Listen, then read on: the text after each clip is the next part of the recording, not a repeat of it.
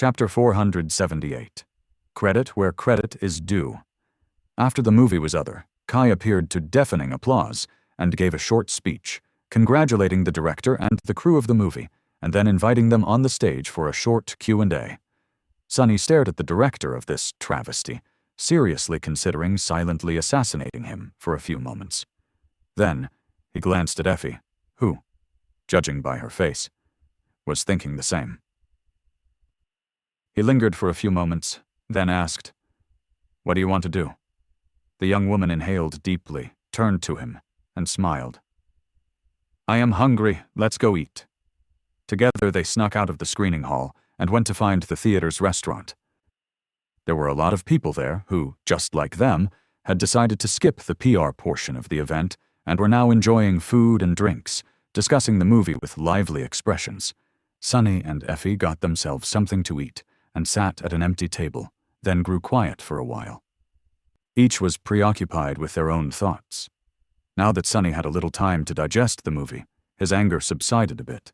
In fact, he was even happy. Sure, the way he was portrayed in the story was as far from the truth as it could have been, and more than a little bit humiliating. But, in a way, this was exactly what he needed. Now that Nephis had become his master, he didn't have to hide his strength and true name that much. But he still preferred to remain in the shadows, not only because there was a possibility of becoming masterless again, but also because it was the best way to bind in the world so full of hidden dangers and powerful enemies. Being renowned would make a lot of things difficult for him, and make every battle he fought after that harder.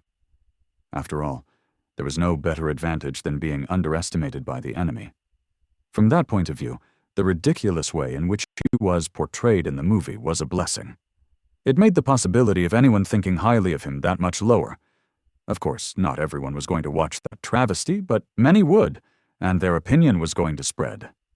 Who would believe that a changing star's bumbling sidekick was, in fact, one of the most dangerous awakened alive, and thus consider him as a serious threat? Pretty much no one. So, in fact, the director of the Song of Light and Darkness unintentionally made him a favor.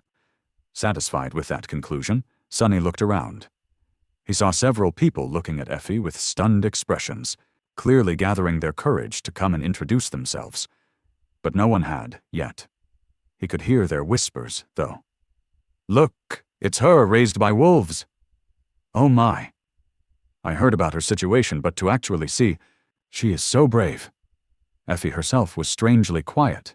She ignored the whispers, then looked at him and asked, "Hey, Sunny, can I ask you something?" Sensing that this was not going to be a simple question, he tensed a little, and then said, "Sure. What is it?" Effie hesitated for a few moments, then lowered her voice so that no one would be able to overhear. "Did Castor really leave to help Nephis?" "Ah." Sunny stared at his friend for a bit, then shook his head. "No. He left to make sure that she dies." Effie inhaled deeply. "I see." She didn't continue that conversation, as though his answer confirmed something that she had already suspected. Well, despite her often boorish demeanor and the way she was portrayed in the movie, Effie was anything but stupid. In fact, she was extremely intelligent, cool-headed, and cunning. Otherwise, she would have never survived for 3 long years alone on the streets of the dark city. It was only natural for her to have suspicions, considering how much she knew. Luckily, Effie did not ask anything else. Mostly because of a strange man who entered the restaurant, looked around, noticed their table, and walked over with gleaming eyes. Oh no, another fan of Raised by Wolves. The man stopped in front of them, glanced at Effie, and then turned to Sunny with an odd expression. Are you awakened sunless?" Sunny blinked. "What? Yes?" A bright smile appeared on the man's face. "Oh my, oh goodness, it is such an honor. I am such a huge fan of yours." "What is happening?" Sunny stared at the beaming man, trying to comprehend what he was saying. Misjudging his expression, the man hurriedly said, "Oh, sorry.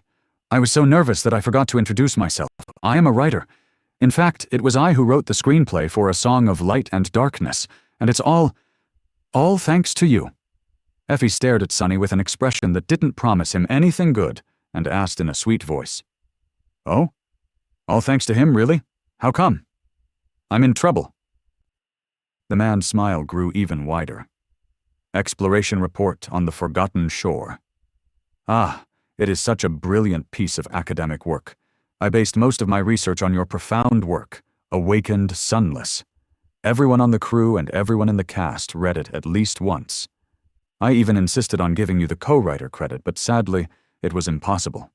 You know, due to you not being a member of the Screenwriters Guild. But fret not.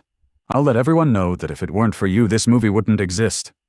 Sonny stared at the man with wide eyes, and then said in a weak voice, "Please don't."